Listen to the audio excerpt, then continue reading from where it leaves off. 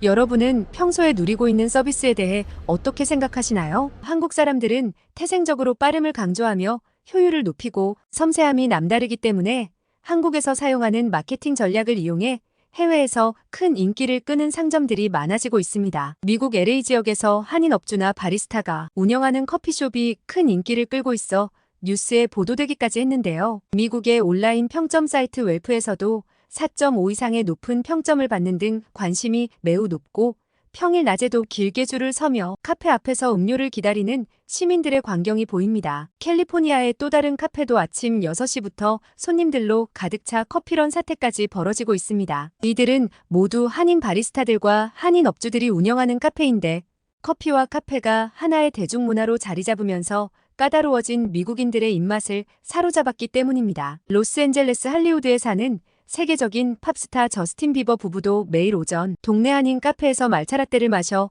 파파라치에도 많이 찍혔는데요. 미국식 라떼와는 달리 진하고 고소한 한국식 라떼가 세계인들의 입맛까지 사로잡은 듯합니다. 이 카페들은 SNS에 하루에도 수백 개씩 방문 인증샷이 올라오는가 하면 지금 시간에 오면 줄이 없다고 눈치게임 성공 사례를 실시간으로 올리기도 하는데요. 미국 문화를 상징하는 커피 시장에 한국식 커피가 당당히 도전장을 내밀고 K커피런 사태를 일으키고 있습니다. 2024 US 커피 챔피언십 바리스타 부문에서도 한인 바리스타들이 두각을 나타내며 탑 6명 중 3명이 한국 사람들이 차지했다고 하네요. 여기 한인들이 운영하는 카페들이 폭발적인 인기를 끄는 가운데 이런 모습을 시기 질투하는 20대 미국인 여성이 있는데요. 그녀에게는 과연 어떤 사연이 있는지 들어보겠습니다. 안녕하세요.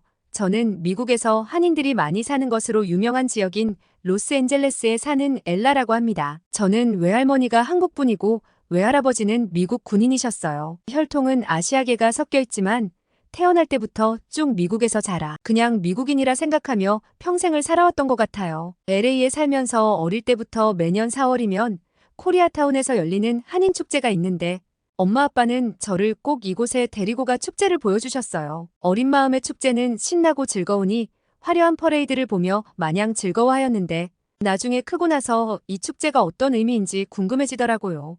대충 그곳에서 폭동이 일어나 매년 그날을 기리는 행사라는 정도만 알았고 더 깊게 알려하지도 않았죠. 나이가 먹어 성인이 되고 제 외할머니의 나라 한국에 대해 궁금해지면서 코리아 퍼레이드에 대해서도 좀 더 알아보기 시작했어요. 제가 사는 LA에서는 매년 4월 한인 축제를 맞이해 한인 퍼레이드 행사를 볼 수 있는데 코리아타운에서 펼쳐지는 퍼레이드는 그 자체만으로도 축제이죠. 이 행사는 단지 한국인들만의 축제는 아니에요. 행사는 화려하고 즐겁지만 의미를 되짚어보면 슬픈 역사를 가진 날이기도 하죠. 미국은 이민자들을 수없이 받아들이면서 다민족이 한 영토 안에 살면서 수 없는 갈등과 인종차별, 폭동이 난무했었죠. 제가 사는 지역 LA에서 아주 큰 비극이 있었는데 지금은 그게 바로 4.29예요. 제3자들은 LA 폭동으로 알고 있을지 모르지만 LA에 사는 한인 교민들이라면 4.29라고 부르며 1992년 4월에 벌어진 일을 모를 수가 없죠. 4.29는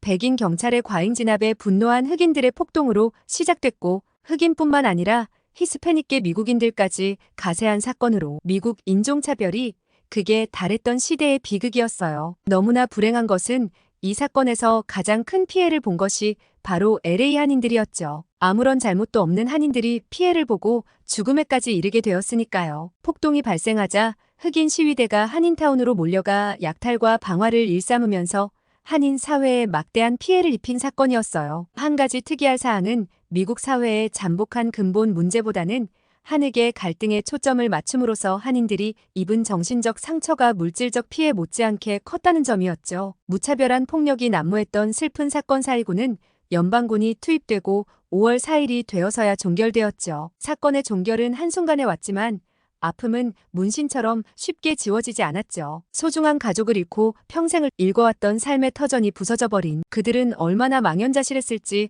짐작만으로도 너무 슬퍼졌어요. 그런데 한국 사람들은 왜 LA에 유독 많은지 할머니 할아버지는 어떻게 만나게 되었는지 궁금해 역사에 대해 잘 아는 한국 교민분께 여쭤봤어요. 한국에서 미국으로 본격적인 이민의 역사가 시작된 것은 파인애플과 설탕, 농장에서 일하기 위해 하와이에 도착한 1903년부터라고 하더라고요. 1905년까지 7,000명 이상의 한국인이 기근과 한국의 격동적인 정치 환경을 피해 하와이로 갔는데 이들 한국인 노동자의 절반 정도가 미국 본토로 이주하여 세탁, 네일샵 등 사업을 시작하고 나머지 반은 귀국하였다고 해요. 그러나 미국 의회가 1924년에 아시아인 이민금지법을 통과시켜 이민 역사가 여기서 끝이 나나 했으나 이후 한국전쟁이 발발했고 한국전쟁 동안 약 15,000명의 한국인이 미국으로 왔다고 합니다. 1952년 맥캐런 월터법은 1924년 아시아인 이민 금지를 무효화하고 아시아인이 시민권을 취득할 수 있도록 했기에 전쟁이 끝난 후 미군의 한국인 아내, 미국 자족이 입양한 전쟁고아 등이 미국으로 이주를 하기 시작해 그 수가 계속 늘었다고 하였죠. 1965년에 이르러서는 미국의 이민 및 귀화법은 국가이민할당제를 폐지하여 이후 한인 이민자의 수가 상당히 증가하는데 일조를 했고 1960년 1980년대 초까지는 한국의 국내 경제, 정치적인 상황으로 인해 수많은 한국인들이 미국으로 이주했고 한인 2세대로 알려진 그들의 자녀들은 현재 한인 사회의 주요 구성인으로 활약 중이라고 해요. 우리 할머니와 같은 이전 이민자들과는 달리 60년대 이후 한인의 미국 이민은 주로 화이트칼라 노동자들이 자발적으로 미국으로 이주하기 시작했다고 하였죠. 지금은 교민들이 미국 곳곳에서 성실하고 건강한 정신으로 사는 것 같아 늘 대단하다는 생각이 들어요. 그중 얼마 전 저를 놀라게 한 한국인들이 있었어요. 저는 몇 년 전 친구와 이탈리아 여행을 다녀온 후 커피 맛에 푹 빠져 바리스타 자격증까지 따려고 노력 중이고 카페 창업을 하기 위해 나름대로 노력을 하고 있는 중이에요. 커피는 각 나라에서 각자의 커피가 원조를 주장하는 바람에 정확한 사실관계를 확인하기 어려울 순 있지만 한 가지 확실한 것은 에스프레소 머신에서 뽑아낸 고압력의 스팀으로 내린 커피 역사의 시작은 확실히 이탈리아라는 건 부정할 수 없는 사실이죠. 우리가 즐겨 먹는 아메리카노는 미국에서 만들어졌지만 그 선조격인 에스프레소는 이탈리아였죠. 이탈리아에는 아이스커피가 없다는 거 알고 계시나요? 샤케라또라고 해서 뜨겁지 않은 음료를 팔고 있긴 한데 이게 또 미국에서처럼 얼음 그득해서 이가 시릴 정도의 아이스 음료 느낌은 전혀 아니죠. 그래서 이탈리아에 스타벅스 커피 매장이 굉장히 오랜 기간 동안 없었다는 사실은 이탈리아 사람들이 자신들의 커피, 특히 에스프레소 카페에 얼마나 자부심을 가져왔는지를 보여주죠. 저는 이런 전통 방식의 이탈리아 커피에 빠졌고 여행 후 미국에 돌아와 커피에 대해 심도 있게 공부하고 현재는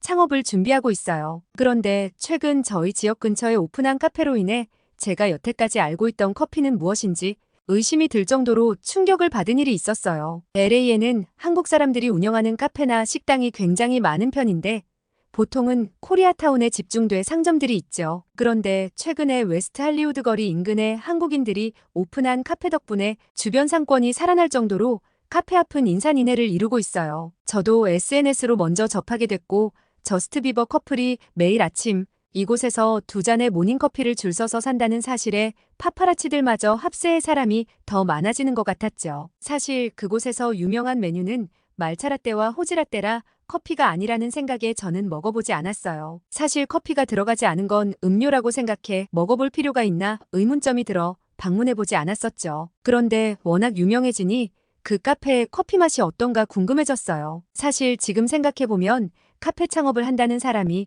줄 서서 먹는 카페에 가보지 않는다는 건 벤치마킹 시도조차 하지 않는다는 것인데 무슨 근거 없는 자신감으로 안 갔는지 참 오만한 생각이었던 것 같았죠. 저는 주말 아침 가족들과 모닝커피를 마실 생각에 엄마 아빠와 함께 가게 되었죠. 아침 8시쯤 그곳에 도착했는데 이미 가게를 빙둘러 사람들이 길게 줄 서 있었어요. 엄마는 한국 사람들이 운영하는 카페가 이렇게 사람이 많냐면서 너무 궁금해하셨지만 긴 줄을 기다릴 용기가 굉장히 필요할 것 같다고 말씀하셨죠. 소문에 의하면 이 카페는 한국 사람들이 운영하는 거라 일하는 속도가 매우 빨라 줄이 길더라도 굉장히 신속하게 사람이 줄어든다고 말하였고 세계적인 팝스타 저스틴 비버도 이 줄을 매일 기다리며 커피를 마신다고 말씀드렸어요. SNS에 적힌 말대로 그 많던 사람들은 빠르게 음료를 들고 나왔고 대부분 테이크아웃으로 음료를 포장해갔죠. 드디어 우리 차례가 되었고 저는 카페 직원의 모습을 보고 경악을 금치 못했어요. 테이블 위에는 수많은 일회용 커피잔들이 세팅돼 있었고 그곳은 무슨 자동화 공장처럼 컵 안에 계량된 우유들이 담겨져 있었죠. 저렇게 준비해 놓으니 많이 기다리지 않고 음료가 나올 수 있는 건가? 납득이 되는 광경이었어요. 게다가 계산대에 계신 분은 너무 친절하고 따뜻해 북적이는 카페 내에서도 소소한 대화를 나눌 수 있었죠. 저희 가족은 말차라떼, 호지라떼, 플랫화이트, 샌드위치를 주문했어요. 줄을 서서 기다리는 사람들은 모두 뭔가에 빠져 있는 것 같았죠. 주문한 음식이 나왔고 우리는 뒤뜰에 식사를 즐길 수 있는 좌석으로 자리를 잡으려고 카페를 둘러보았죠. 카페 분위기는 동부 해안에 있는 뉴욕이나 브루클린 카페 분위기와 비슷했어요. 저는 원래 기본 에스프레소나 아메리카노를 즐기는 사람인데 다른 음료들을 먹고 너무 만족했어요. 말차 음료는 굉장히 부드럽고 우유의 맛이 진하며 함께 나온 샌드위치는 뭐 하나 트집 잡을 수 없는 이 세상 것이 아닌 맛이었어요. 간단하게 만들었지만 야채와 재료의 비율이 좋았고 재료가 너무 신선하며 함께 나온 소스는 샌드위치를 최고 수준으로 맛을 끌어올려 주었죠. 말차라떼로 유명한 곳이지만 플랫화이트도 정말 맛있었고 대체적으로 음료의 맛이 진하고 묵직했어요. 대부분 미국에서 먹는 라떼는 밍밍한 맛인데 이곳은 커피에 무슨 짓을 했는지 라떼가 정말 진하고 고소해 한 잔으로 부족할 지경이었죠. 이런 훌륭한 곳을 코앞에 두고 외면하고 있었다니. 부모님과 저는 지난 과거를 후회하며 이 카페의 단골이 되기로 결심하였죠. 저는 다음 날 또 방문했고 너무 충격적인 일이 일어나고야 말았어요. 다음 날은 평일이라 그나마 줄이 길지 않아 적당히 기다리다가 음료를 주문하는데 계산대에 있는 한국인이 제 이름을 말하는 게 아니겠어요? 한국 사람들은 장사 전략도 잘 짜는데 머리까지 좋아 손님의 이름까지 기억하다니 이것도 마케팅 전략 중 하나인가 생각이 들면서 그 직원에게 감동을 하게 되었죠. 한국 사람들의 이런 디테일과 세심한 센스가 지금의 가게를 성장시키지 않았나 하는 생각이 들었어요. 저는 미국에서 잘 나가는 한인 카페들은 한국의 카페들이 모티브가 되었다는 걸 깨닫고 한국으로 커피 투어를 하러 한 달 정도 머무를 계획을 세웠어요. 그리고 한국 부산에 한국 최초로 월드 바리스타 챔피언십에서 우승한 바리스타가이라는 카페가 있다는 정보도 알게 되었죠. 저는 부모님께 한 달 정도 한국에 다녀올 계획이라 말씀드렸더니 엄마의 눈이 반짝이기 시작하셨어요. 외할머니는 미국으로 이민을 온 후 한 번도 한국 땅을 밟아보신 적이 없으셨죠. 엄마 말씀에 의하면 옛날에는 지금처럼 여행 문화도 발달되지 않고 서로의 나라가 출입국시 막은 제약이 있었기 때문에 할머니도 엄마도 한국에 아직 가보지 못했다고 하셨죠. 그래서 할머니는 돌아가시는 날까지 한국을 그리워하다가 하늘나라로 가셨다고 해요. 외할머니가 돌아가시면서 한국에 대한 끈이 사라지고 엄마도 미국에서 태어나 쭉 자라왔기 때문에 한국에 대한 그리움이란 건 없으셨죠. 그리고 옛날에는 한국이 지금처럼 발달되지 않았기 때문에 굳이 한국에 갈 생각을 없으셨다고 해요. 그런데 지금은 한국이 K푸드, K팝, K드라마, 심지어 한글까지도 전 세계에 퍼지고 있고 배우려는 사람이 많기 때문에 엄마는 할머니의 고향인 한국이 어떤 나라인지 최근 들어 많이 궁금해 하셨어요. 엄마는 저에게 여행 경비를 지원해 줄 테니 함께 가자고 제안하셨고 저는 마다할 이유가 없었어요. 한국은 아시다시피 비행시간이 워낙 길기 때문에 비행기표가 너무 비싸거든요. 그렇게 엄마와 저는 설레는 마음으로 한국으로 갈 짐을 쌌어요. 12시간 비행 끝에 인천공항에 도착하였고 입국 심사를 하는데 막힘없이 아주 빠르게 하지만 철저하게 친절 속에서 진행되었죠. 입국 심사 직원들은 큰 미소는 없었지만 LA공항처럼 뚜렷한 불친절함도 없었어요. LA공항의 직원들은 일단 느린 건 기본으로 장착하고 불친절함은 옵션으로 따라오기로 유명하거든요. 그래서 LA공항을 거쳐간 외국인들은 공항 직원들 때문에 미국에 오기 싫다는 후기가 너무 많아요. 실제로 입국 과정에서 제가 아닌 옆에 동양인 여자가 인종차별을 받는 장면을 목격한 적이 있었죠. 한 동양인 여자가 후드티 하나만 입었는데 안에 티를 입은 거 아니냐고 자꾸 벗으라고 강요를 하였고 그녀는 마지못해 옷을 다 벗는 모습을 목격하였어요. 그런데 더 웃긴 건 뒤에 있는 미국인 남녀 커플이 똑같이 후드티를 입었는데 그들은 그냥 보내주었던 기억이 있어 무례하고 인종차별적인 태도의 같은 미국인으로서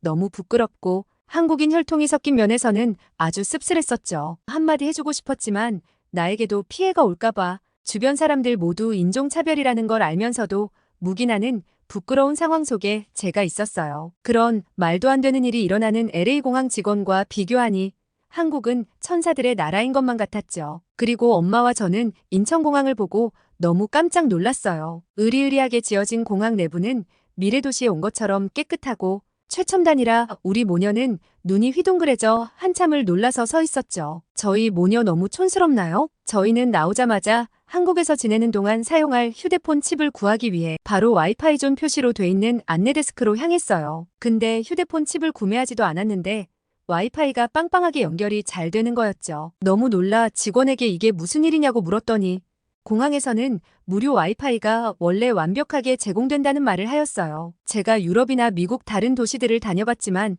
공항에서 이렇게 즉시 와이파이가 잘 연결되는 나라는 처음 보았죠. 그렇게 입국하자마자 스마트폰을 바로 개통시킬 수 있었고 엄마와 저는 예약한 숙소로 가기 위해 리무진을 기다리는데 한국 사람들의 행동을 보고 진짜인가 두 눈을 의심했어요. 버스를 기다리는데 사람들은 서 있지 않고 가방만 줄 세워놓고 주인은 그 주변에 없는 것이었죠. 엄마와 저는 가방 주인들보다 더 안절부절하며 누가 가방을 가져갈까봐 상황을 살폈어요. 가방 소유자로 보이는 사람들은 가방도 보지 않은 채 근처에 앉아 핸드폰만 바라보고 있었고 캐리어 주변엔 도둑으로 보이는 그 누구도 얼씬거리지 않았죠. 그때 한국인으로 보이는 남자가 제 뒤로 가방만 놓고 근처 의자에 가서 앉는 걸 보게 되었고 저는 걱정이 돼 가방을 잘 챙기라고 말했어요. 그는 옅은 미소로 고맙다고 알겠다고 한 후 다시 의자에 앉는 게 아니겠어요? 걱정되어 말했는데 괜히 말한 사람이 민망한 순간이었죠. 그런데 이 상황이 너무 납득이 되지 않아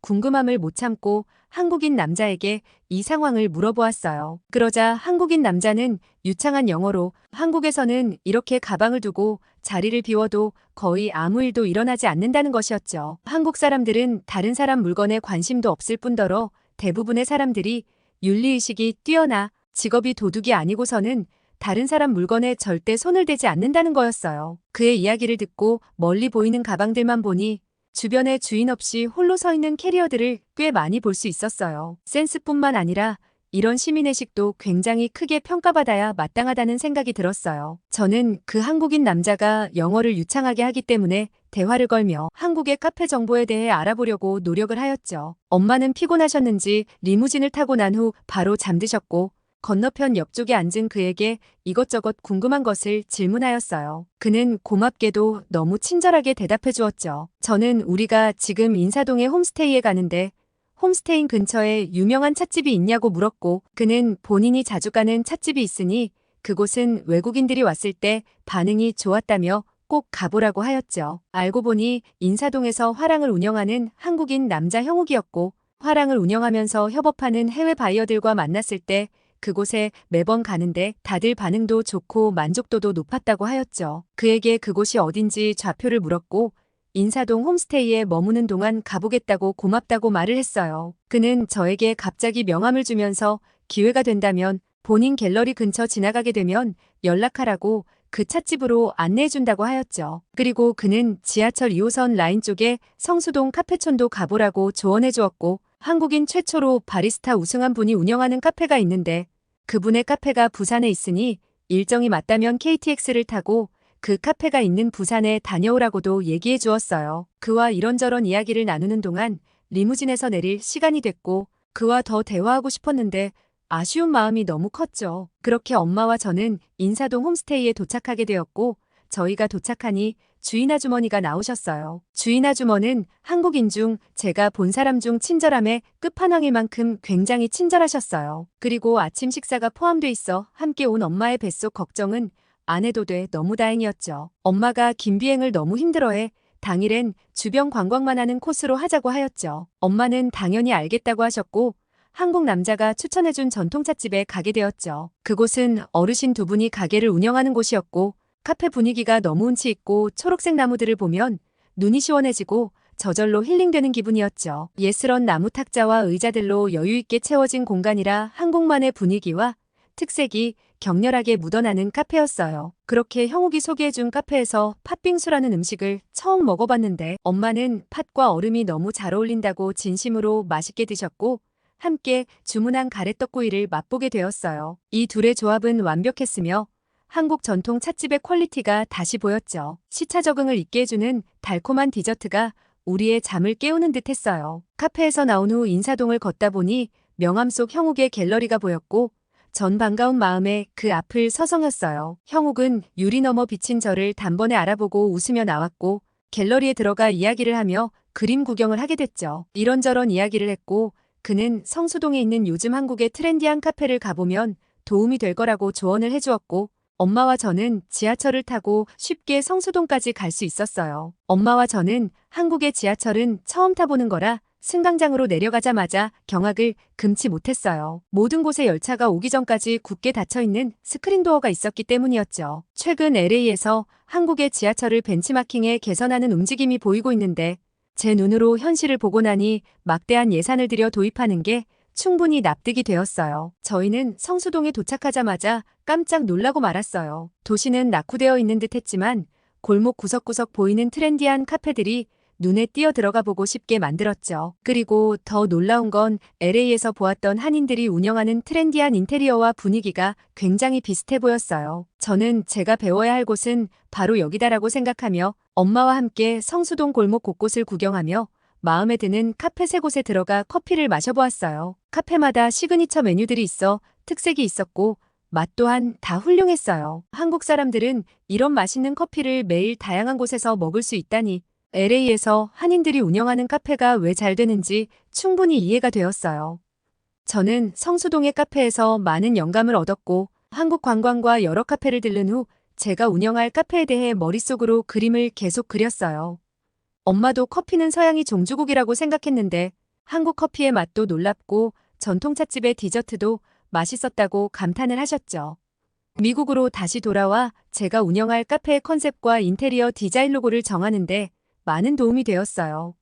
지금은 한국 카페들의 착안에 인테리어도 세련되게 만들고 제 카페만의 시그니처 메뉴도 개발해 유명세를 조금씩 타고 있는 중이에요. 다음 달엔 한국에서 인연이 있었던 형욱을 우리 카페로 초대할 계획이죠. 오랜만에 만날 형욱을 생각하니 설레는 중이에요. 형욱은 제 선물로 한국에서 맛있다는 로스팅한 원두를 몇 가지 갖고 올 계획이라고 해요. 저는 형욱을 위해 어떤 선물을 준비할지 너무 어려워요. 한국의 30대 남자에게 부담 없이 선물할 게 무엇이 있는지 알려주시면 너무 좋을 것 같아요. 오늘은 미국에서 카페를 운영하고 있는 엘라의 사연을 들어보았는데요. 형욱에게 전할 선물로 어떤 게 좋을지 댓글을 달아주시면 사연자에게 전달해 보도록 하겠습니다. 오늘의 사연이 마음에 들었다면 구독과 좋아요 눌러주세요.